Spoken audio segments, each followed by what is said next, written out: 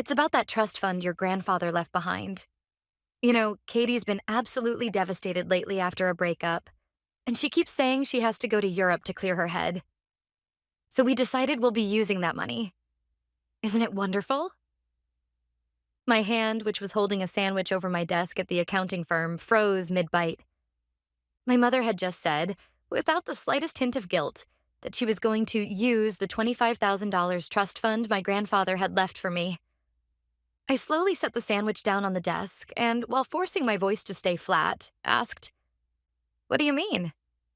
On the other end of the line, my mother let out a deeply exasperated sigh. "Oh, honestly, didn't I already explain? We're going to use Grandpa's inheritance, the $25,000, for Katie. To be blunt, even if you had that money, you'd just hoard it anyway. It's not like you'd ever spend it. Looking at your dull little life, it honestly worries me as your mother." Ha ha, ha ha. Her shrill, shallow laughter echoed through the phone. "Oh, and there's just one little problem," she continued, her voice suddenly edged with impatience. "We're at the bank right now, but the clerk keeps insisting that by regulation, we need confirmation from the beneficiary herself. Honestly, such a hassle. Could you just hurry up and say, I give my permission over the phone? Your father's standing right next to me. He's getting irritated." They were stuck in the bank lobby, facing their final obstacle. "Katie's trip starts the day after tomorrow. We've already put the flights and hotel on the credit card." Her words left me stunned into silence.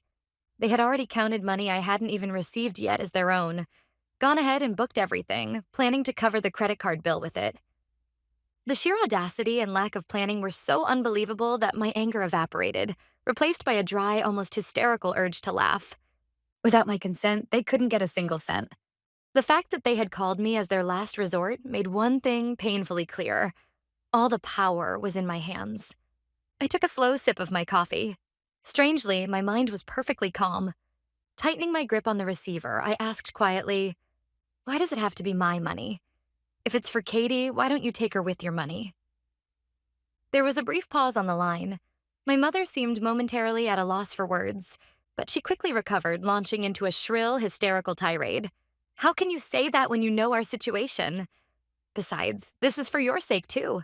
Helping your sister when she's depressed is the obvious duty of an older sister, isn't it?" I listened in silence as the selfish justifications poured out of the receiver. "Katie is your sister. It's for the family. You don't even have any use for that money." None of it reached me anymore. When she finally finished, I spoke in a calm but decisive voice. "All right, I understand. Everything will be resolved by tomorrow morning." "Really?" My mother's voice brightened instantly. "Oh, thank goodness. I knew you'd see the reason. I'll let the bank know right away." The call ended abruptly. My parents must have relaxed, fully convinced that I had given in to their demands. But they didn't know yet. They had no idea that when I said resolved, I meant something entirely different from what they were expecting. In truth, this situation hadn't surprised me at all. It all traced back to 3 years earlier, the day a single envelope arrived in my mailbox. The sender was Attorney Smith from the law firm that had handled all of my grandfather's assets during his lifetime. Seeing the firm's logo embossed on the heavy paper made my heart skip. It had been years since my grandfather passed away. Why now? A vague sense of dread washed over me. This couldn't possibly be good news. Frowning, I carefully opened the envelope with a paper knife. Inside was a warning, one so shocking it far exceeded anything I could have imagined, about my parents. "Dear Madison, recently, your parents visited our office to inquire about the possibility of an early withdrawal from the trust fund. While we informed them that this is not permitted under the terms of the trust, their level of interest was concerning enough that we felt it prudent to notify you." My hand trembled slightly as I held the letter. "Why?" I murmured without realizing it. I could feel the blood drain from my face. It was the sensation of something I had believed in collapsing beneath my feet. I immediately called the attorney. I needed to confirm the facts, the details, as soon as possible. After a few rings, a familiar voice came through the receiver. Calm, measured, and grave, just as I remembered. "Hello." "Sir, this is Madison Gale. I just received your letter. Could you please explain what this means?" Is it true that my parents came to your office? I could hear it myself. My voice was shaking as I fired off questions one after another. On the other end of the line, I heard Attorney Smith draw a quiet breath. Please listen carefully and try to stay calm, Madison. Your grandfather was deeply concerned about your parents' sense of money. That is precisely why he imposed extremely strict conditions on this trust fund. It was all to protect you. The words "to protect you" struck straight into my chest. Protect me? What do you mean by that? And those strict conditions? What exactly are they? After a brief pause, Attorney Smith replied in a gentle, instructive tone. Madison, forgive me for asking, but have you ever read the entire trust agreement with your own eyes? No. To be honest, I only heard a summary. I never actually read the full document. I see. Your grandfather's intentions and the fortress he built to protect you are all written there. I strongly recommend that you review it carefully yourself. The legal language may be difficult, but it contains matters that are very important for you. His words made me painfully aware of my own carelessness. Understood. I should still have it stored at home. I'll check it immediately. If there's anything you don't understand after reading it, please don't hesitate to contact me at any time. Your grandfather specifically asked that I support you whenever you might need help. Those warm words eased the tension in my chest just a little. Thank you, sir. That's very reassuring. After ending the call, I went to the study at the back of my house and took out a bundle of old documents from a locked drawer. For the first time, I carefully read through the entire trust agreement, something I had never examined seriously before. As I turned the pages, my fingers moved cautiously, as though I were unraveling a piece of history. There, laid out in unmistakable terms, were my grandfather's deep love for me and his profound distrust of my parents. The funds of this trust shall not, in principle, be withdrawn until the beneficiary, Madison Gale, reaches the age of 35. However, an exception may be made only if the beneficiary herself requires the funds for a clearly defined purpose, such as starting a business, and submits a written request bearing her own handwritten signature. Any withdrawal request made by a third party other than the beneficiary shall be deemed null and void, regardless of the reason. In the event of any attempted fraud, including the forgery of the beneficiary's signature, the bank, acting as trustee, shall have the right to immediately pursue legal action. The severity of the wording felt like an impregnable castle wall. I remember my chest tightening as I realized just how carefully my grandfather had thought things through to protect me, even after his death. The moment I read that clause, I knew it with absolute certainty. No matter how underhanded my parents might be, there was no possible way for them to take my grandfather's inheritance without my consent. That was why I had been able to stay calm during my mother's call earlier that day. Still, being calm didn't mean I felt nothing. 3 years ago, the attorney had already told them clearly that it was impossible, and yet they hadn't given up. The moment they hit the final wall at the bank, they shamelessly called me directly and demanded that I give permission. Rather than pure anger, what filled me was stunned disbelief and a bottomless sense of disappointment that people bound to me by blood could be this brazenly shameless. About an hour after my mother hung up, my smartphone lit up again with an unfamiliar number. The caller was a representative from the bank's trust department. His voice was polite, but unmistakably tense. May I speak with Miss Madison Gale? This is John from the trust department. Do you have a moment? Yes, go ahead, I replied calmly. Earlier today, we received a withdrawal request for the trust fund submitted by your mother, along with an application bearing what appears to be your signature. However, given the large amount, $25,000, bank policy requires that the beneficiary appear in person for final identity verification. We apologize for the inconvenience, but would it be possible for you to visit our branch at your convenience? I answered quietly. That won't be necessary. I could sense a flicker of confusion on the other end. Pardon me? I continued, slowly but clearly. To begin with, I have never consented to any such withdrawal. And of course, I have never signed that application. The air on the line instantly went cold. I could hear him inhale sharply.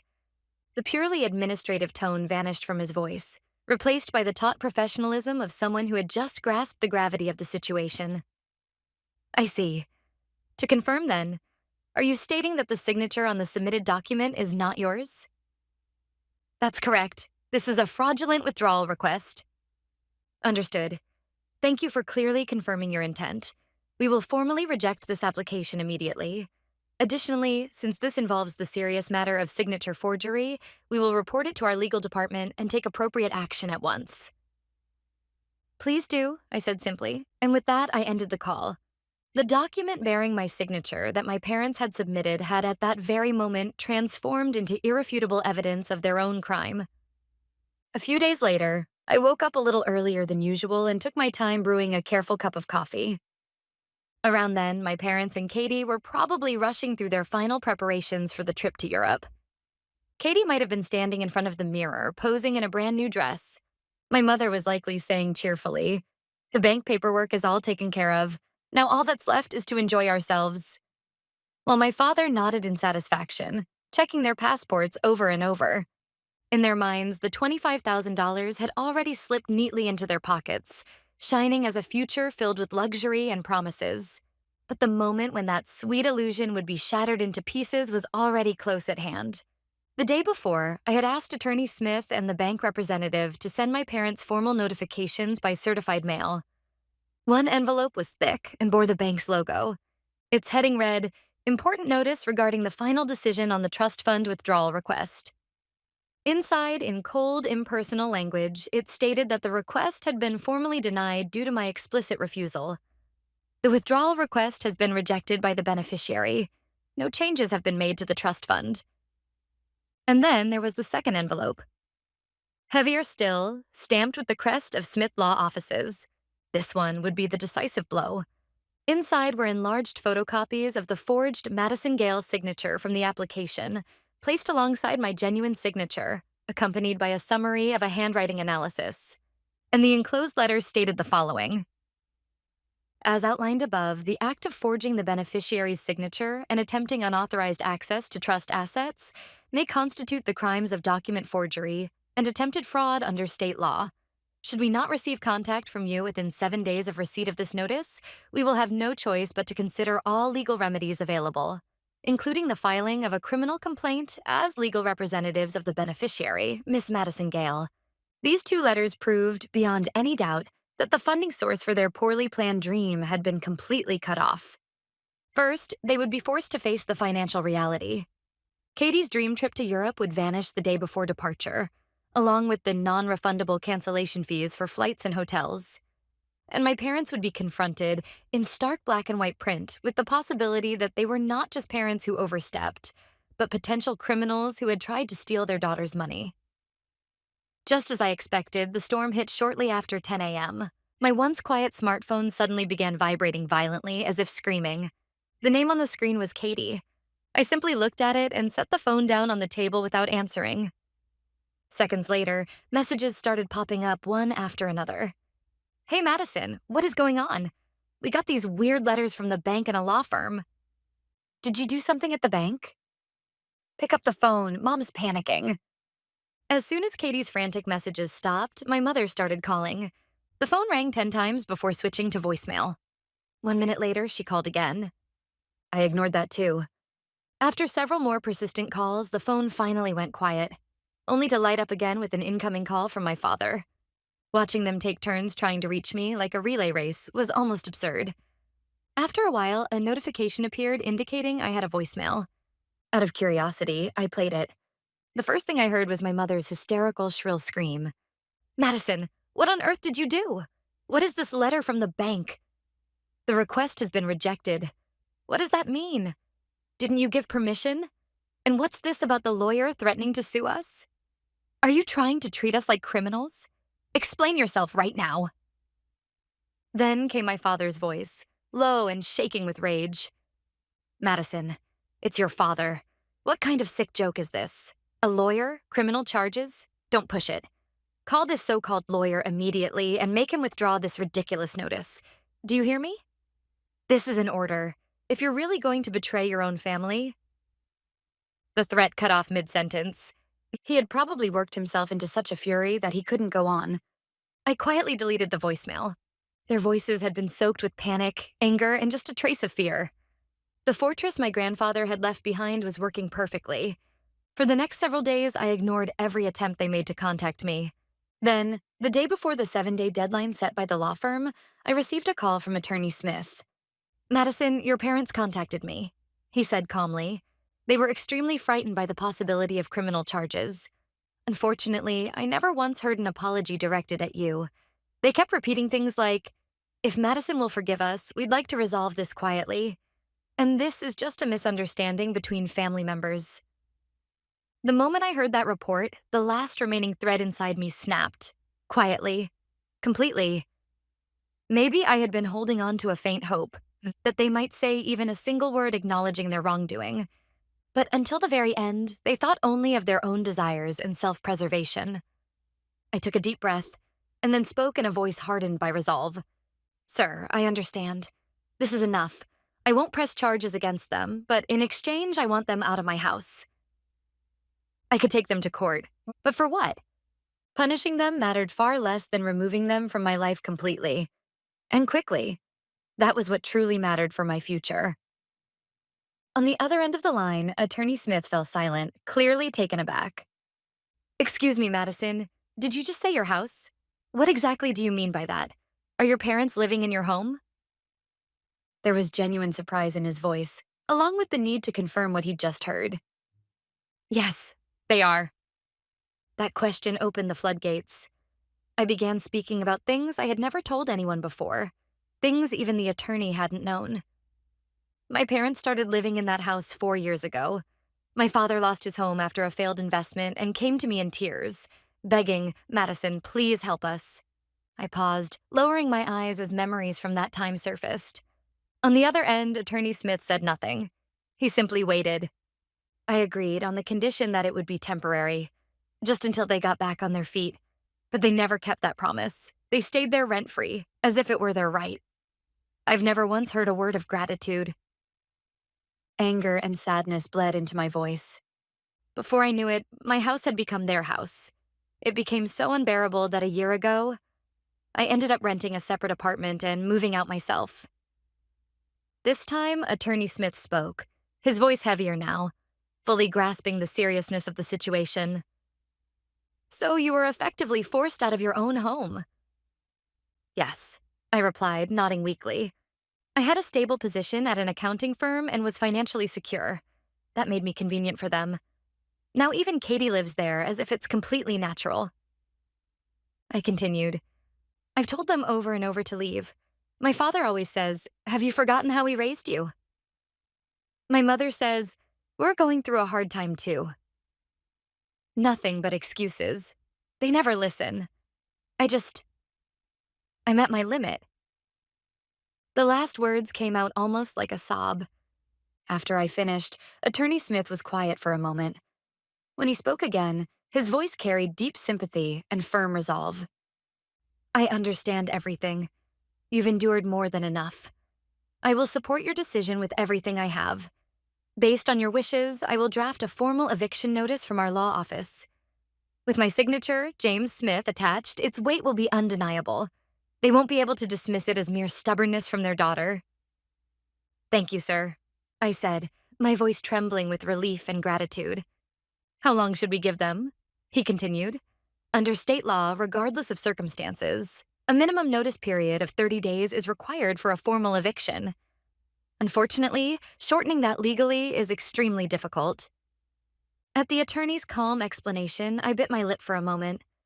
I wanted them out immediately, but the law wouldn't allow it. "Then 30 days, please, the shortest period legally possible." I answered immediately, my voice filled with resolve. "Understood. I'll prepare the notice setting the final deadline for forced eviction at 30 days from now." That evening, means certified mail, a second official letter under Attorney Smith's name, was sent to the house my parents were living in. My house. That night in my apartment, I spread out the trust fund documents my grandfather had left behind, papers I had ignored for years. Starting a business. Those words glimmered before me like a light pointing toward the future.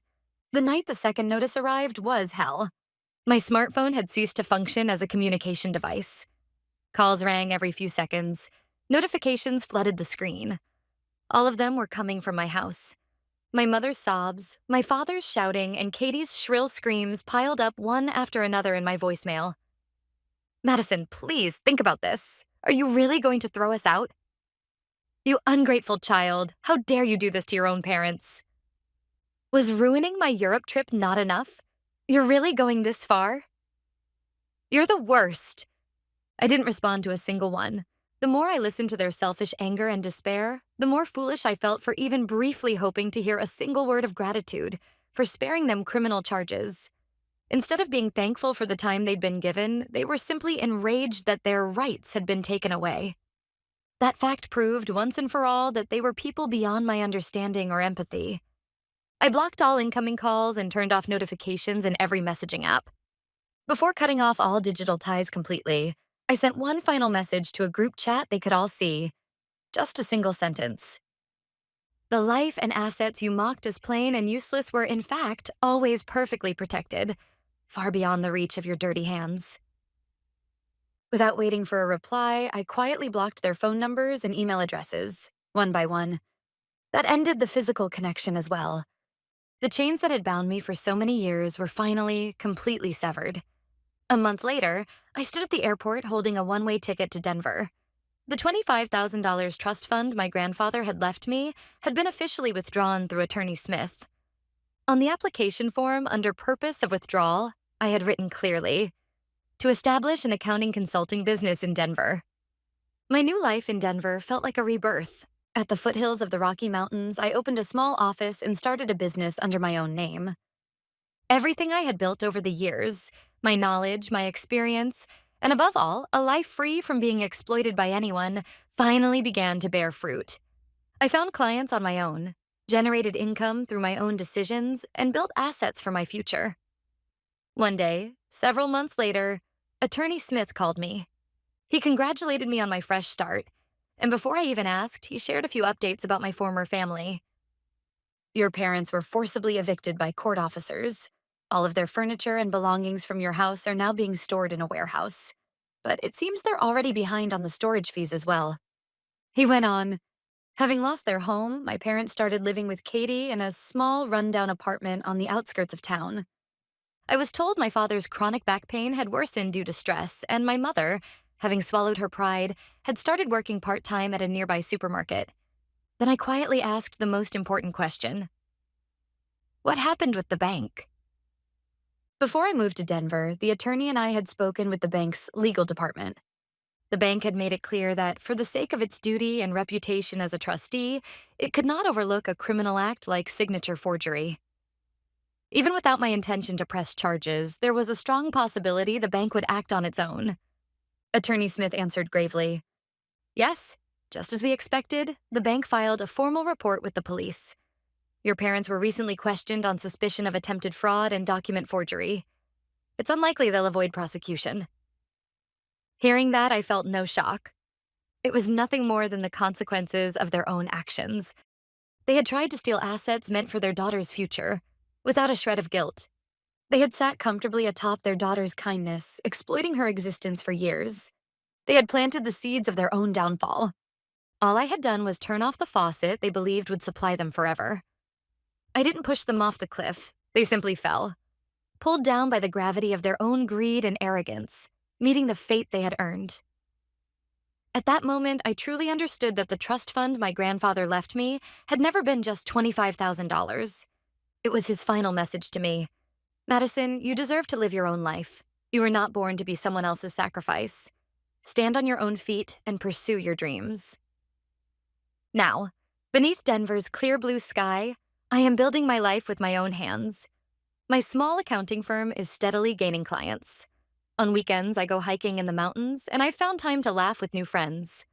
The money I earn is no longer exploited by anyone. It is used solely to enrich my future. Choosing to value yourself is never selfish. It is, in fact, the most noble responsibility a person can have to themselves.